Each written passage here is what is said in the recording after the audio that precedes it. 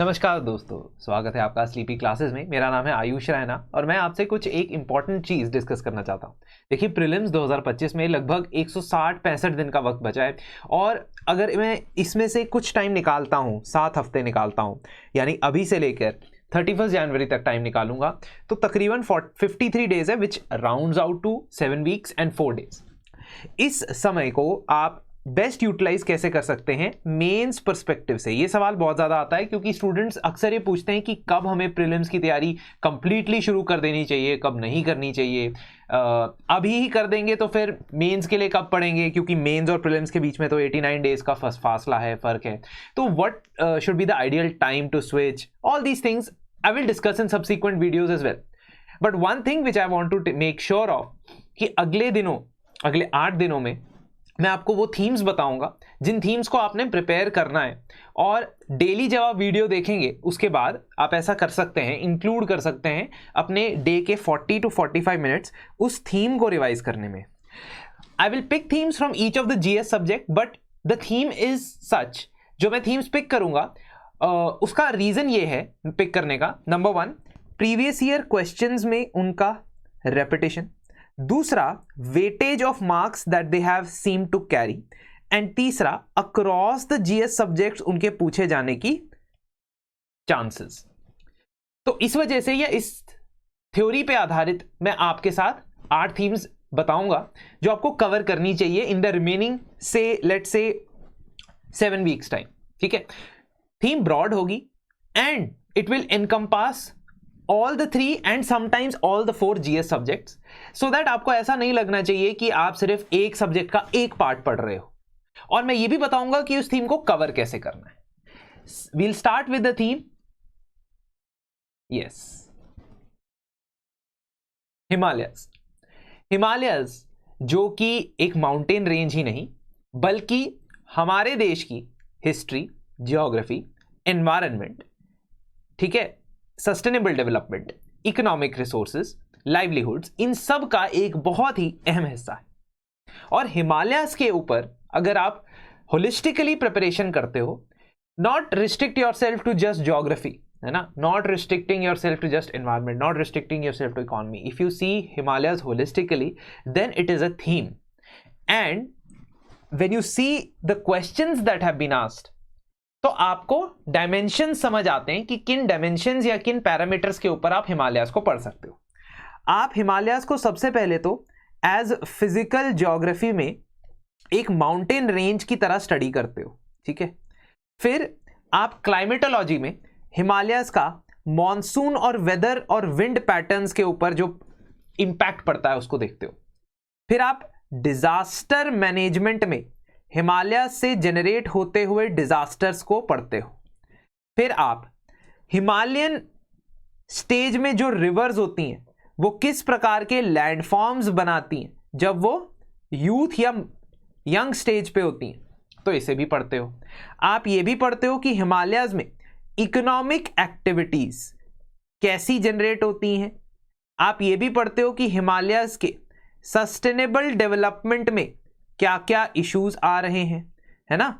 जैसे आप disaster management में you read about Himalayan reverse के अंदर क्या क्या पढ़ते हो, या हिमालयस के अंदर क्या क्या डिजास्टर्स पढ़ते हो। आप लैंडस्लाइड्स पढ़ते हो, आप अर्थक्वेक्स पढ़ते हो। To some extent earthquakes don't generate in Himalayas but they make the population very very vulnerable over there, ठीक है। आप लैंडस्लाइड्स पढ़ रहे हो, आप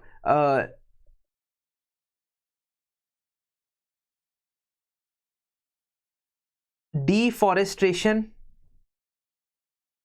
एंड बायोडाइवर्सिटी लॉस भी पढ़ते हो, आप लैंड यूज चेंज भी पढ़ते हो, आप मेल्टिंग ऑफ ग्लेशियर्स भी पढ़ते हो।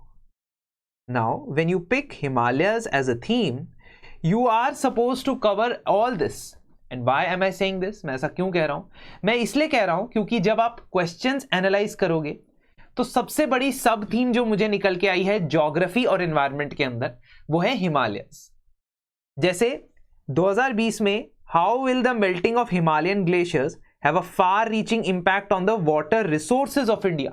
सो दैट मीन्स अगर आप ज्योग्राफी में रिसोर्सेज पढ़ रहे हो तो वहां पे भी वाटर रिसोर्सेज पढ़ते हो, तो वाटर रिसोर्सेज में हिमालयाज का रोल आ जाता है, ठीक है, ग्लेशियर मेल्टिंग का रोल आ जाता है। सिमिलरली जब आप ये देखोगे हिमालयन ग्लेशियर्स और the symptoms of climate change का क्या आपस में कोरिलेशन है। क्लाइमेट चेंज के जो सिम्टम्स आपको नजर आ रहे हैं, चाहे वो सी लेवल का राइज हो, चाहे वो एवरेज ग्लोबल मीन टेम्परेचर का इंक्रीज हो, चाहे वो मॉनसून के पैटर्न्स में वेरिएबिलिटी हो, चाहे वो विंड पैटर्न्स में वेरिएबिलिटी हो, चाहे वो अराइवल या विड्रॉल ऑफ मॉनसून में चेंजेस हो, चाहे वो अरेबियन सी में ज्यादा सी सरफेस टेम्परेचर होने की वजह से ज्यादा साइक्लोन्स फॉर्मेशन होना हो, ये सारी चीजों का लिंकेज आपने बताना है हिमालयन ग्लेशियर मेल्टिंग के साथ कितना है, ठीक है।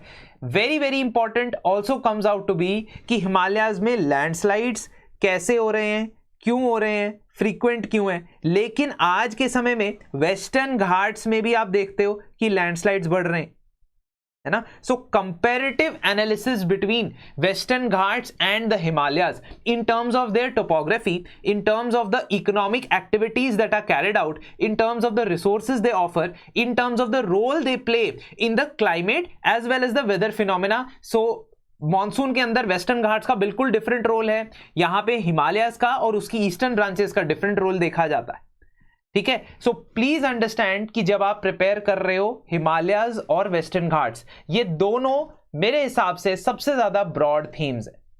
तो there is a list of questions which I have given here which have come from the Himalayas ecosystem. These range from general studies 1 as well as general studies 3। GS1 और GS3 दोनों से ये मैंने कलेक्ट करके आपके सामने रखे। आपका आज का काम क्या होगा, आपने सबसे पहले जो इसके बारे में जितना भी स्टैटिक कंटेंट पढ़ा है हिमालयाज के बारे में, चाहे वो एनवायरनमेंट में पढ़ा हो, चाहे वो ज्योग्राफी में पढ़ा हो, उस सबको पढ़ना है, रिवाइज करना है। सेकेंडली आपको इसके रिवीजन के अंदर क्या क्या कंपोनेंट्स होंगे, हिमालयाज की फॉर्मेशन कैसे हुई थी, हिमालयाज का मॉनसून में क्या रोल रहता है, वेदर पैटर्न्स में क्या रोल रहता है, हिमालयाज की लोकेशन आप बता सकते हो मैप के अंदर, can you draw the map of Himalayas when asked in the mains answer और नॉट। गवर्नमेंट ने रिसेंटली क्या इनिशिएटिव्स लिए हैं, चाहे वो सस्टेनेबल हिमालयन इकोसिस्टम के लिए हो, है ना, चाहे इवन सुप्रीम कोर्ट की 1-2 जजमेंट्स लिख लेना जिसमें उन्होंने हिमालयन इकोसिस्टम के फेवर में जजमेंट्स दी हो, ठीक है।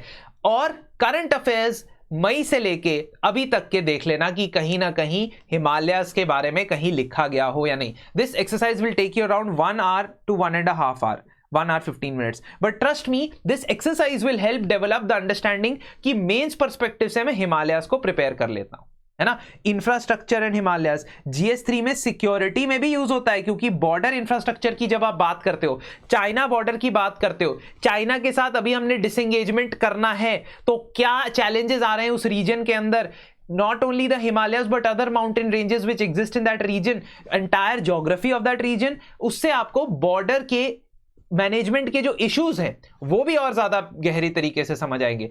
That is why I have chosen a theme जो होलिस्टिकली इंपैक्ट करती है जनरल स्टडीज 1, 2 और 3 को। इसीलिए आपने क्या करना है, इन पैरामीटर्स को पढ़ना है, रिवाइज करना है। अगर आपके पास एग्जिस्टिंग ये पैरामीटर्स नहीं है तो अपने नोट्स में ऐड करने हैं। And finally previous year questions को ब्रेनस्टॉर्म करना है। What you have to do, you have to brainstorm the previous year questions. This exercise will take approximately 1.5 to 2 hours of your time if you have read before. अगर आपने syllabus ही complete नहीं किया, that's a different thing all together, then it may take you more time. But those who have read the syllabus, they want to revise the content. This is the way to go ahead in the first theme, that is the Himalayas. I will bring about another theme tomorrow where we'll discuss कि उस theme को कैसे पढ़ना है, उसके कौन से questions आपने brainstorm करने हैं. और अगर आप ये चाहते हो कि question को brainstorm कैसे करना है, इसके ऊपर भी मैं एक वीडियो बनाऊं, तो प्लीज कमेंट सेक्शन में ब्रेनस्टॉर्मिंग लिख दीजिएगा. I will make a video on how to brainstorm. That means not to write the entire answer but still formulate the points that I want to write in that particular answer. I'll have a special video on that if you comment in the comment section.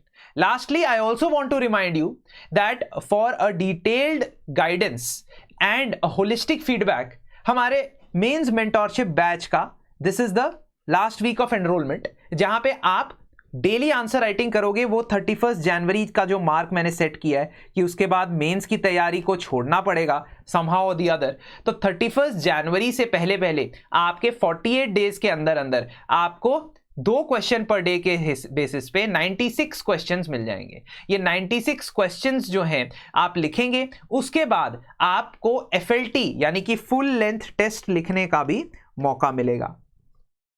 After that, along with that, you will have a one-on-one discussion with me, जो आप खुद schedule कर सकते हो।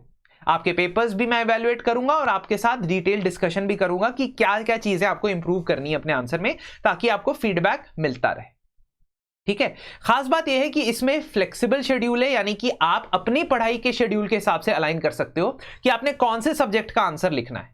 ठीक है, and lastly it will also provide you weekly sessions, जहां पे मैं डिस्कस करूंगा लास्ट वीक के क्या क्वेश्चंस रहे।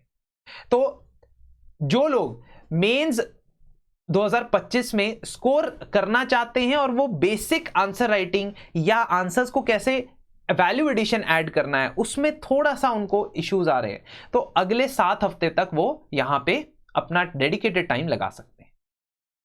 आपसे कल फिर मुलाकात होगी और कल मैं एक और थीम लेके आऊंगा जिसके ऊपर आप काम करेंगे, और मैं आपको क्वेश्चंस की लिस्ट भी दे दूंगा कि you work on these questions, है ना। And that is how we'll proceed with the next upcoming week. Thank you.